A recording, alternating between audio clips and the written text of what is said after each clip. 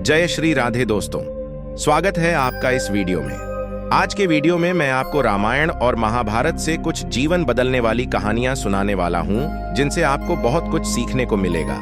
तो आइए वीडियो को शुरू करते हैं। युद्ध से कुछ दिन पहले श्री कृष्ण ने कर्ण को एकांत में बुलाया। उन्होंने एक ऐसा सत्य बताया जिसे सुनकर कर्ण का पूरा अस्तित्व हिल गया। कृष्ण ने कहा, कर्ण, तुम कुंती पुत्र हो, तुम पांडवों के सबसे बड़े भाई हो। यह सुनकर कर्ण स्तब्ध रह गया। उसकी आंखों में आंसू भर आए। कंपित स्वर में उसने पूछा, यदि मैं वास्तव में कुंती का पुत्र हूं तो मुझे जन्म लेते ही त्याग क्यों दिया गया? कृष्ण ने शांत स्वर में कहा, तुम्हारा जन्म दिव्य योग्यता से हुआ था, पर परिस्थितियों ने तुम्हें मां से दूर कर दिया। आज भी देर नहीं हुई है। पांडव तुम्हें बड़े भाई के रूप में राज तिलक सहित स्वीकार करने को तैयार हैं। युद्ध आरंभ होने से पहले तुम धर्म के पक्ष में आ सकते हो। कर्ण ने गहरी सांस ली, फिर दर्द भरी मुस्कान के साथ बोला, कृष्ण, मेरा जन्म भले ही पांडवों में हुआ हो, पर मेरा जीवन दुर्योधन ने बनाया है। उसने मुझे अपमान से उठाकर सम्मान दिया। मैं उसका आरण जीवन भर नहीं चुका सकता। कृष्ण ने गंभीर दृष्टि से कहा, कर्ण, तुम महान हो, लेकिन महानता गलत पक्ष पर टिक नहीं सकती। दुर्योधन का मार्ग अधर्म का मार्ग है। यदि तुम उसके साथ रहोगे तो तुम्हारा विनाश निश्चित है। कर्ण मौन हो गया, फिर धीरे से बोला, परिणाम चाहे विनाश ही क्यों ना हो, मैं अपनी प्रतिज्ञा नहीं तोड़ सकता। मैं दुर्योधन का साथ नहीं छोड़ूंगा। और इस प्रकार एक महान योद्धा धर्म के मार्ग से बस एक कदम दूर होकर विनाश की ओर चल पड़ा। कर्ण एक महान योद्धा था। उसके पास कौशल था, शक्ति थी, दानशीलता थी और युद्ध भूमि में अडिग रहने का साहस भी था। लेकिन इतने गुण होने के बावजूद भी वह हार गया, क्योंकि जीवन में केवल ताकत काफी नहीं होती, सही पक्ष चुनना उससे भी ज्यादा जरूरी होता है। कर्ण के पास बहुत कुछ था, पर एक गलती उसे विनाश की ओर ले गई। वह गलत पक्ष के लिए लड़ रहा था। महाभारत हमें सिखाती है कि महान होने से नहीं, सही मार्ग पर खड़े होने से जीत मिलती है। कर्ण की हार उसकी कमजोरी की वजह से नहीं, बल्कि उसके गलत चुनाव की वजह से हुई। श्री कृष्ण कहते हैं, जीवन में सही साथ और सही मार्ग ही हमारे भविष्य का निर्णय करते हैं। श्री कृष्ण कहते हैं, जीवन में सही साथ और सही मार्ग ही हमारे भविष्य का निर्णय करते हैं। सही संगति मन को ऊंचा उठाती है, जबकि गलत संगति हमें सत्य से दूर कर देती है। वही मार्ग उचित है जो आत्मा को शांति दे और हमें धर्म के प्रकाश की ओर ले जाए, क्योंकि जीत शक्ति से नहीं, बल्कि सही दिशा और सही इरादे से प्राप्त होती है। जब व्यक्ति सत्य का साथ छोड़ देता है तो उसका निर्णय चाहे कितना भी बुद्धिमान क्यों न लगे, अंत में उसे भ्रम और पीड़ा ही देता है। धर्म का मार्ग कभी आसान नहीं होता, लेकिन वही मार्ग हमें स्थायी विजय और सम्मान दिलाता है। असत्य पर खड़ी हर सफलता क्षण भंगुर है, पर सत्य पर खड़ा हर कदम अमर हो जाता है।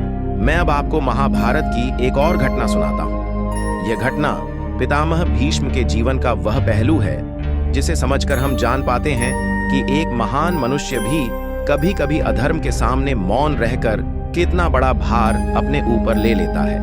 पितामह भीष्म महान थे, शक्ति में महान, त्याग में महान और कर्तव्य में सबसे अधिक दृढ़। उन्होंने एक प्रतिज्ञा के लिए अपना संपूर्ण जीवन त्याग दिया और उसी त्याग ने उन्हें अमर बना दिया। लेकिन यही प्रतिज्ञा, यही व्रत आगे चलकर उनके पांवों की बेड़ियां बन गया। वे चाहकर भी सत्य और न्याय के साथ खुलकर खड़े नहीं हो सके।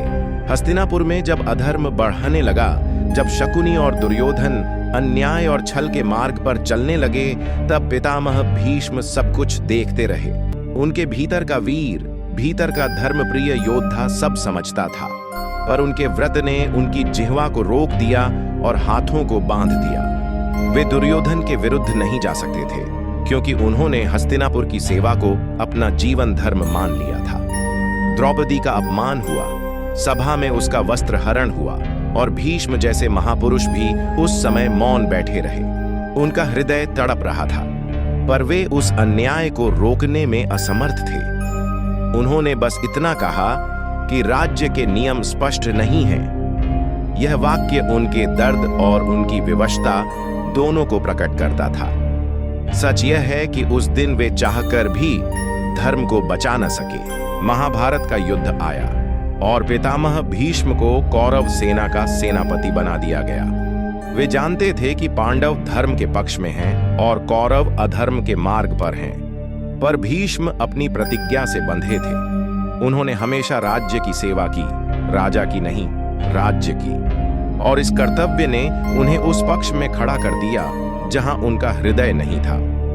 युद्ध से पहले कृष्ण ने भी उनसे कहा था कि धर्म का साथ ही अंतिम सत्य है, पर भीष्म ने कहा, मैं हस्तिनापुर का सेवक हूं, यहां का राजा जो आदेश देगा वही मेरा कर्तव्य है।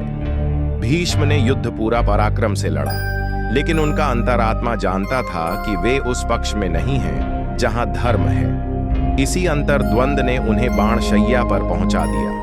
वहीं उन्होंने देखा कि अधर्म का मार्ग हमेशा विनाश की ओर ले जाता है, चाहे उस पर चलने वाला कितना भी महान क्यों ना हो। उनका जीवन हमें यह सिखाता है कि एक प्रतिज्ञा जब गलत परिस्थिति में मनुष्य को बांध लेती है, तब महानता भी विवश हो जाती है। भीष्म महान थे, पर उनका महान त्याग ही उनका सबसे बड़ा बंधन बन गया। वे अन्याय को रोक नहीं सके, धर्म की रक्षा नहीं कर सके और युद्ध में अपनी इच्छा के विपरीत पक्ष के लिए लड़ना पड़ा। भीष्म की यह घटना महाभारत का गहरा सत्य है कि महान होने के बावजूद यदि मनुष्य अधर्म के सामने मौन हो जाए तो वह भी अन्याय का सहभागी बन जाता है। उनका जीवन सिखाता है कि केवल शक्ति या प्रतिज्ञा नहीं, बल्कि सही समय पर सही पक्ष चुनना ही सबसे बड़ा धर्म है। श्री कृष्ण कहते हैं, जिस मनुष्य के पास सत्य बोलने का साहस होता है, उसके चरणों से ही धर्म का मार्ग आरंभ होता है। कृष्ण की यह वाणी हमें याद दिलाती है कि सत्य और न्याय के सामने किसी भी भय का कोई मूल्य नहीं होता। सत्य कहना कठिन हो सकता है, लेकिन वहीं से जीवन की सही दिशा मिलती है। अब मैं आपको महाभारत की एक और घटना सुनाता हूं। यह घटना विदुर के जीवन का वह सत्य है जो दिखाता है कि एक व्यक्ति बिना सेना, बिना अस्त्र शस्त्र और बिना पद के भी सबसे बड़ा बल रखता है, सत्य का बल। विदुर हस्तिनापुर के मंत्री थे, लेकिन उनका जन्म एक दासी के घर हुआ था। इसके बावजूद उनका ज्ञान, उनकी बुद्धि और उनकी ईमानदारी इतनी गहरी थी कि सबसे बड़े राजाओं को भी उनसे प्रश्न पूछने में संकोच नहीं होता था। जब सभा में दुर्योधन अन्याय करता, शकुनी छल करता और अधर्म बढ़ता, तब विदुर ही एकमात्र व्यक्ति थे जो बिना डरे सत्य बोलते थे। उन्होंने कभी भी पद, भय या अपमान के डर से सत्य को नहीं छुपाया। एक बार द्रौपदी का अपमान सभा में किया जा रहा था। वहां अनेक महावीर, महान योद्धा और ज्ञानी उपस्थित थे, परंतु कोई भी उस अन्याय के विरुद्ध नहीं बोला। सभा में मृत जैसी चुप्पी छा गई। तब विदुर उठकर बोले, राजधर्म का यह पतन है। जो मनुष्य अन्याय को देखकर भी मौन रहे, वह अन्यायी से कम दोषी नहीं। उनके शब्दों में सत्य की शक्ति थी, इसलिए वह सबके हृदय में उतर गए। परंतु दुर्योधन ने उनकी बात को अस्वीकार कर दिया और विदुर को सभा से निकल जाने का आदेश दिया। विदुर ने शांत स्वर में कहा, जहां अधर्म का राज हो, वहां बुद्धि और धर्म का टिक पाना असंभव है। इसका अर्थ था कि सत्य का साथ देने वाला व्यक्ति कभी भी अधर्मी के घर में सुख से नहीं रह सकता। विदुर ने अपने जीवन से अधिक अपनी नीति को महत्व दिया। विदुर की कठोर बातें कभी कड़वी लगती थीं, पर उनका उद्देश्य हमेशा हस्तिनापुर को बचाना था। वे जानते थे कि अन्याय और अहंकार का परिणाम हमेशा विनाश होता है। जब सबने अधर्म को अनदेखा किया, तब विदुर ही थे जिन्होंने सबसे पहले चेतावनी दी, और अंत में महाभारत का युद्ध उसी पतन का परिणाम बन गया। इस कहानी से हमें यह सीख मिलती है कि सत्य बोलने की शक्ति किसी भी शस्त्र से बड़ी होती है। जो व्यक्ति सत्य के साथ खड़ा होता है, उसे कुछ खोने का भय नहीं होता, क्योंकि उसके पास अपने हृदय की शुद्धता होती है। श्री कृष्ण कहते हैं, सत्य का साथ देने वाला हर व्यक्ति मेरा प्रिय है, क्योंकि उसका हृदय धर्म की ज्योति से प्रकाशित होता है। विदुर हमें सिखाते हैं कि गलत के सामने मौन रहना भी एक प्रकार का पाप है, और सत्य के साथ खड़ा होना ही जीवन का असली धर्म है। श्री कृष्ण कहते हैं, जीवन का सबसे बड़ा पराक्रम हमेशा शक्ति से नहीं, नियत से उत्पन्न होता है। सही समय पर धर्म के लिए खड़े हो जाना ही सच्ची वीरता है। कृष्ण की यह वाणी हमें याद दिलाती है कि कभी-कभी सत्य और न्याय के लिए एक अकेला मनुष्य या प्राणी भी पूरे अधर्म के विरुद्ध दीपक की लौ की तरह अडिग खड़ा हो जाता है। मैं अब आपको रामायण की एक और घटना सुनाता हूँ। यह घटना उस महावीर पक्षी जटायु की है जिसने श्री राम के लिए अपने प्राण तक समर्पित कर दिए। एक दिन लंका का राजा रावण छल से माता सीता को अपने रथ में बैठाकर ले जा रहा था। वन की शांति को चीरती हुई करुण पुकार उठी और माता सीता ने जटायु को देखकर विनती की, हे तपस्वी पक्षी, मुझे बचाइए। जटायु ने बिना किसी भय के रावण के रथ को रोका और कहा, रावण, तुम एक नारी को बलपूर्वक ले जा रहे हो, यह अधर्म है, मैं इस अन्याय को होने नहीं दूंगा। रावण ने उपहास करते हुए कहा, हे वृद्ध पक्षी, तुम मेरा क्या बिगाड़ लोगे? लेकिन जटायु के हृदय में धर्म की ज्वाला प्रज्वलित थी। उन्होंने पूरे बल से रथ के घोड़ों को रोका, पहियों को तोड़ा और सीता माता को बचाने का हर संभव प्रयास किया। कुछ क्षणों के लिए रावण भी विचलित हो उठा, क्योंकि जटायु उसकी शक्ति के सामने अडिग खड़े थे। किंतु रावण महाबली था।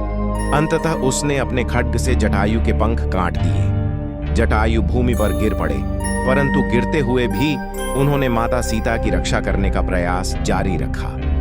अंतिम क्षणों में उन्होंने माता से कहा, माता, मुझे क्षमा कीजिए, मैं अपने प्राण देकर भी आपको पूर्ण रूप से बचा न सका।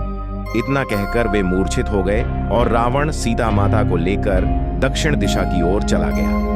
कुछ समय बाद श्री राम और लक्ष्मण सीता माता की खोज करते हुए उस स्थान पर पहुंचे। उन्होंने जटायु को भूमि पर पड़ा देखा और व्याकुल होकर उनके पास गए। जटायु ने टूटी हुई सांसों के साथ बताया कि रावण सीता माता को दक्षिण दिशा में ले गया है। श्री राम ने उन्हें अपने हृदय से लगाया और भावुक होकर कहा, तुमने धर्म के लिए अपना जीवन दे दिया, तुम्हारा बलिदान सदैव अमर रहेगा। जटायु ने राम का नाम लेते हुए अपने प्राण त्याग दिए। इस घटना से हमें यह सीख मिलती है कि सत्य और धर्म के लिए खड़े होने के लिए शरीर की शक्ति नहीं, बल्कि हृदय की शुद्धता और नियत की पवित्रता आवश्यक होती है। जटायु वृद्ध थे, उनकी शक्ति कमजोर थी, पर धर्म का तेज इतना प्रबल था कि उसने उन्हें रावण जैसे महाबली के सामने खड़े होने का साहस दिया। श्री कृष्ण की वाणी सत्य सिद्ध होती है। सही नियत और धर्म के पक्ष में खड़ा होने वाला जीव, चाहे जितना भी छोटा क्यों ना हो, अमर हो जाता है। श्री कृष्ण कहते हैं, सत्य वह दीपक है जो अंधेरे में भी स्वयं जलता है और दूसरों को राह दिखाता है। कठिन समय में भी सत्य को न छोड़ना ही धर्म का मूल स्वरूप है। कृष्ण की यह वाणी हमें याद दिलाती है कि जीवन में परिस्थितियां कैसी भी हों, सत्य का मार्ग हमेशा सबसे उजला और सबसे शक्तिशाली होता है। अब मैं आपको एक ऐसी दिव्य कथा सुनाता हूं जो सत्य की परम परीक्षा है। राजा हरिश्चंद्र की कथा। राजा हरिश्चंद्र अपनी सत्यनिष्ठा और धर्म पालन के लिए पूरे विश्व में विख्यात थे। उनके राज्य में कोई छल कपट या अन्याय नहीं था। लोग कहते थे कि यदि धरती पर किसी ने धर्म को उसके सबसे शुद्ध रूप में जिया है तो वह हरिश्चंद्र ही है। एक दिन महर्षि विश्वामित्र ने उनकी सत्य की शक्ति की परीक्षा लेनी चाहिए। उन्होंने राजा से दान मांगा और हरिश्चंद्र ने बिना एक क्षण सोचे कह दिया, मैं जो भी मेरे पास है आपको समर्पित करता हूं। विश्वामित्र ने कहा, तो फिर अपना सारा राज्य मुझे दे दीजिए। हरिश्चंद्र ने तुरंत राज्य त्याग दिया, क्योंकि उन्होंने कहा था, सत्य मेरे वचनों का आधार है। राजा, रानी और उनका पुत्र तीनों नंगे पांव राज्य से निकल पड़े। लेकिन परीक्षा यहीं समाप्त नहीं हुई। विश्वामित्र ने दान के बदले में कर भी मांगा। कर चुकाने के लिए हरिश्चंद्र को श्मशान में चांडाल का काम करना पड़ा, जहां उन्हें मृत देहों का दाह संस्कार कर शुल्क लेना पड़ता था। दुनिया का महान राजा अब श्मशान का सेवक बन चुका था, लेकिन उसके सत्य में कोई कमी नहीं आई। एक दिन दुख की पराकाष्ठा आ गई। उनकी अपनी पत्नी तारामती अपने मृत पुत्र के शव को लेकर श्मशान पहुंची।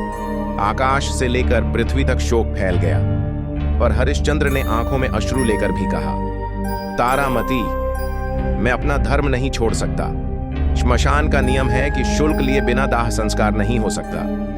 पत्नी रो पड़ी, पर हरिश्चंद्र डगमगाए नहीं। उन्होंने कहा, जो व्यक्ति अपने धर्म पर अडिग रहता है वही सत्पुरुष कहलाता है। जब सत्य का यह महानत्व चरम पर पहुंचा, तभी आकाश से देवताओं ने प्रकट होकर कहा, हरिश्चंद्र, तुमने सत्य की सबसे कठिन परीक्षा उत्तीर्ण कर ली है। तुम्हारी सत्यनिष्ठा से सारा संसार आलोकित होगा। उनका मृत पुत्र जीवित किया गया, राज्य लौटाया गया और हरिश्चंद्र का नाम अमर हो गया। और मित्रों, यही थी आज की कहानी। सत्य, धर्म और त्याग हमें हमेशा ऊंचा उठाते हैं, बस हमें सही राह पर अडिग रहना होता है। तो मित्रों, अगर आपको आज की वीडियो अच्छी लगी है तो श्री कृष्ण वाणी को सब्सक्राइब जरूर करें और कमेंट में जय श्री राधे जरूर लिखें। तो मिलते हैं अगले वीडियो में। तब तक के लिए अपना ख्याल रखिए।